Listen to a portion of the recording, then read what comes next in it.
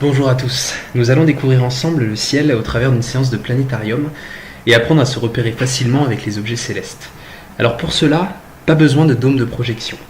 Nous allons utiliser simplement le logiciel gratuit Stellarium. Rapidement, ce logiciel, qui est très complet, est également pratique pour se repérer dans le ciel pour une date et un lieu donné. Différentes fonctions que nous allons découvrir pendant notre petite séance permettent de faciliter ce repérage. Mais ne perdons pas plus de temps et commençons à découvrir le ciel. Alors l'observation va se faire depuis l'observatoire de Nice sur Terre à 372 mètres d'altitude le 22 mai 2018 aux alentours de 14 ans. Alors nous sommes donc au beau milieu de la journée, le soleil est bien visible dans le ciel. C'est le premier avantage de Stellarium, c'est qu'il y fait toujours beau. Alors en milieu de journée, proche du midi solaire, le soleil est haut au-dessus de l'horizon sud. Pour en avoir le cœur net, il suffit ici de descendre, d'appuyer sur l'onglet rose des vents et les différents points cardinaux s'affichent. On retrouve bien le sud sous le soleil, aux environs du midi solaire, vers la gauche l'est, vers la droite l'ouest, et si je dézoome, de l'autre côté, nous allons bien avoir le nord.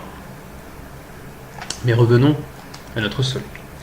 Si l'on avance le temps un petit peu, grâce à cet onglet, on va voir que notre étoile semble se déplacer dans le ciel. Alors bien évidemment, ce mouvement apparent du soleil est dû à la rotation de la Terre, notre étoile restant quasiment immobile par rapport à nous. En s'approchant des derniers instants du jour, le soleil descend vers l'horizon ouest. Si j'arrête le temps aux alentours de 21h ce soir, nous allons voir les dernières lueurs du soleil et également les premières étoiles apparaître. Alors une fois la nuit tombée, nous voyons donc plusieurs objets tels que notre satellite naturel, la Lune, des planètes, Vénus et Jupiter, et plein d'étoiles dans absolument toutes les directions.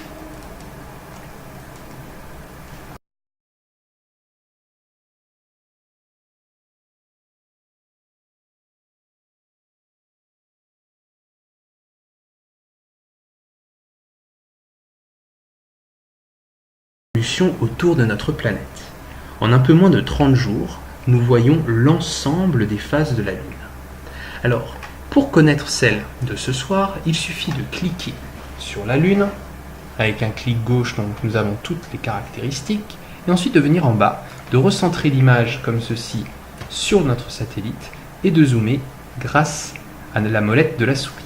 Et nous voyons que ce soir, la Lune est en quartier, plus exactement en premier quartier, car si l'on met une sorte de bâton ici, on va pouvoir faire avec la partie éclairée un grand P majuscule, P comme premier.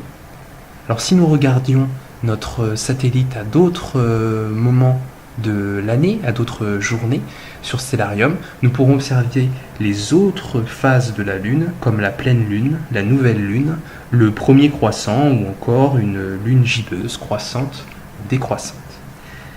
Alors enlevons les caractéristiques de la Lune grâce à un clic droit et dézoomons quelque peu notre ciel et revenons vers l'horizon sud. Alors d'autres objets du système solaire sont visibles la nuit. Ce sont les planètes. À la différence des étoiles, elles ne vont pas scintiller. En ce début de nuit du 22 mai 2018, nous pouvons voir Vénus, qui est l'astre le plus lumineux du ciel après le Soleil et la Lune. D'ailleurs, il est tellement lumineux qu'on l'a surnommé l'étoile du berger. Mais attention, il ne s'agit pas du tout d'une étoile. On peut voir également Jupiter, ici. Pour avoir une belle image de Jupiter, comme pour la Lune, je peux zoomer dessus, centrer l'image sur Jupiter et zoomer. Et on peut voir ainsi une belle image de Jupiter et la configuration des différents satellites principaux de Jupiter autour de la planète. Dézoomons un petit peu, reculons, et retrouvons notre ciel aux alentours un peu avant 22 heures. Alors les planètes, il y en a d'autres qui peuvent être visibles. En tout, Mercure, Vénus, Mars, Jupiter et Saturne sont visibles depuis la Terre. Les deux premières, Mercure et Vénus, qui sont plus proches du Soleil que ne l'est la Terre, seront toujours visibles en début de nuit, juste après que le Soleil soit couché, ou alors en fin de nuit, juste avant que le Soleil ne se lève. Alors au cours de l'année, la Lune et les planètes semblent se déplacer sur des temps plus ou moins courts sur le fond d'étoiles. A l'inverse, les étoiles restent ou semblent rester quasiment immobiles. Intéressons-nous donc maintenant à elles et plus particulièrement aux constellations, ces dessins que forment les étoiles quand on les observe depuis la Terre. Pour commencer, retrouvons peut-être la constellation la plus connue de l'hémisphère nord, la Grande Ourse. Comme vous le savez peut-être, la Grande Ourse dans le ciel est facilement repérable puisqu'elle a une forme de grande casserole. Cette grande casserole est composée de 7 étoiles que l'on voit bien en cette nuit du 22 mai 2018 puisque, en ce début de nuit, ces 7 étoiles se trouvent quasiment au zénith. 1, 2, 3, 4, 5, 6, 7 étoiles qui forment bien le récipient et le manche d'une grande casserole.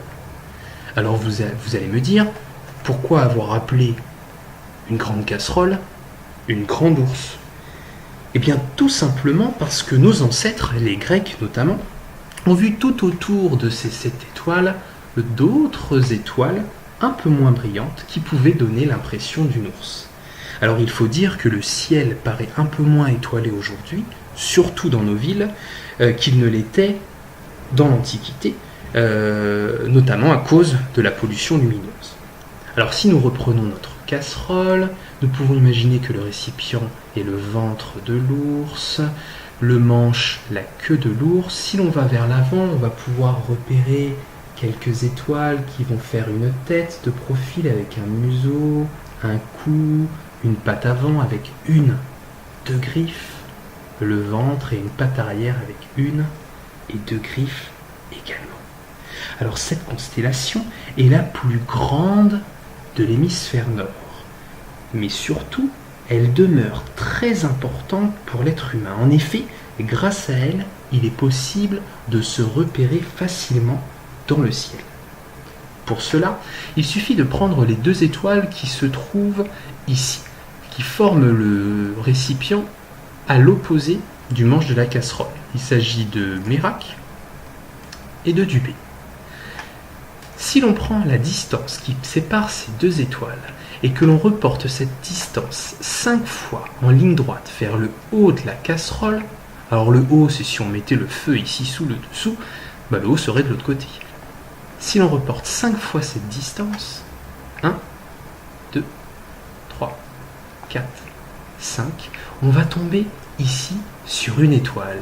Et cette étoile, ce n'est pas n'importe laquelle, en effet, c'est l'étoile polaire. Et l'étoile polaire est très très importante.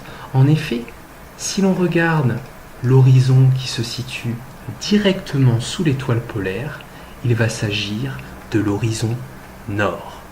Alors, pourquoi cette étoile polaire donne la direction du nord? Tout simplement car si l'on prolonge l'axe de rotation de notre planète, la Terre, dans le ciel, eh bien cet axe de rotation va tomber quasi parfaitement sur l'étoile polaire. Et ainsi, de jour comme de nuit, il est possible, à n'importe quelle heure, il est possible de retrouver notre direction et le nord en particulier. Et quand on a le nord, il est facile de retrouver à droite l'est, à gauche l'ouest et de l'autre côté le sud, bien évidemment. Alors, l'étoile polaire appartient également à une constellation qui ressemble beaucoup à la précédente. Si l'on se rapproche un petit peu et que l'on avance un petit peu le temps pour faire disparaître les dernières lueurs du jour, parfait, on peut voir que l'étoile polaire est à la base d'une plus petite constellation que la précédente, mais composée également de 7 étoiles. 1, 2, 3, 4, 5, 6, 7 étoiles, 7 étoiles peu brillantes qui forment encore une fois un manche et une sorte de petit récipient.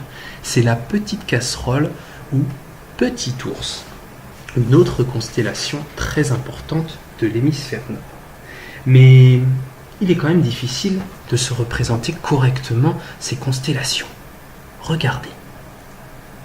En cliquant sur cet onglet, les lignes se dessinent entre les étoiles et avec celui-ci, on peut même retrouver le nom de nos constellations. Et encore mieux, grâce à Stellarium, grâce à cet onglet, on peut avoir les différents dessins des constellations de l'hémisphère nord. Alors les constellations ici qui sont les constellations officielles, elles sont au nombre de 88, hémisphère nord et hémisphère sud compris, et sont principalement issues de la mythologie grecque et de la culture occidentale. On retrouve bien ici notre grand ours avec la grande casserole et notre petit ours qui ressemble à une petite casserole. Il est également possible de retrouver des constellations qui se situent autour de ces deux constellations et principalement autour du pôle nord céleste que représente l'étoile polaire. Si l'on fait passer le temps, on voit qu'on a l'impression que le ciel tourne autour de l'étoile polaire et que certaines constellations vont être toujours visibles. Il s'agit de la grande ours, du dragon, de la petite ours, de la girafe, de Céphée ou encore de Cassiopée qui ressemble à un W. Alors je vais arrêter le temps vers 4 heures du matin et je vais vous montrer que ces constellations sont propres à la culture occidentale. Il est possible en effet sur Stellarium de changer les mythologies et les civilisations qui nous ont donné les constellations. Si l'on vient dans l'onglet affichage et culture céleste, on peut par exemple choisir dans le menu déroulant ici d'autres civilisations. Prenons par exemple les Inuits qui vivaient très proches de notre pôle nord. Si j'appuie dessus, on se rend compte que les Inuits, eux, ne voyaient dans le ciel que très peu de constellations, du moins beaucoup moins que les Grecs, et notamment une qui ressemble également à une grande casserole. Pour notre grand ours, eux, ils voyaient un caribou. Et pour notre W Cassiopée, eux voyaient deux constellations, celle du récipient à graisse de baleine et celle du chandelier. Alors, pour terminer nos observations, nous allons enlever le visuel des constellations. Alors si l'on revient vers le sud, on peut voir que Jupiter va aller se coucher tout doucement vers l'horizon ouest, tandis que deux autres planètes seront bien visibles au-dessus de l'horizon sud, Saturne et puis Mars, toutes les deux bien visibles à l'œil nu. Pour terminer nos observations du ciel, nous allons pouvoir lever un petit peu la tête et regarder ici l'étoile la plus brillante de l'hémisphère nord en dehors de l'hiver, puisque l'hiver c'est Sirius. Ici c'est Vega, l'étoile la plus brillante de la constellation de la Lyre. On va pouvoir regarder également Altaïr de la constellation de l'Aigle et Deneb de la constellation du Cygne. À L3, elles forment un triangle bien visible pendant les nuits estivales, tout simplement appelé le triangle de l'été. Nous allons terminer notre petit tour de la nuit. Tout doucement le soleil va se lever en matinée vers l'horizon est et se lever dans le ciel tout doucement. J'espère que vous saurez vous repérer plus facilement dans le ciel de nuit après cette courte séance de planétarium. Et si vous souhaitez en connaître un peu plus sur les constellations de l'hémisphère nord, n'hésitez surtout pas à regarder les autres séances de découverte du ciel de l'Observatoire de la Côte d'Azur en vidéo. Bonnes observations et à bientôt!